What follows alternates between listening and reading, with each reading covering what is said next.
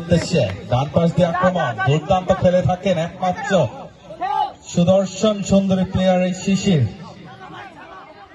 নিজের দখলে রেখেছেন বল,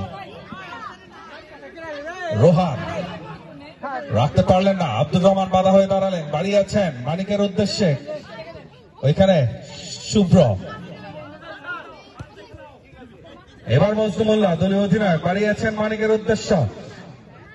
এবার কিন্তু একটি সফল আক্রমণের চেষ্টায় আছেন, ডান পাশ দিয়ে দৌড়াচ্ছেন আব্দুর রহমান, দেখে নিচ্ছেন কাকে দেবেন, সতীর্থ খেলোয়াড় খুঁজছেন, ক্রস করেছেন কিন্তু না, সেখানে কোনো প্লেয়ার নেই, সেই সাথে গোলরক্ষকের গ্লাভসে দেখে নিচ্ছেন, বাড়িয়েছেন লিখনের উদ্দেশ্য, লিখন থেকে শিশির,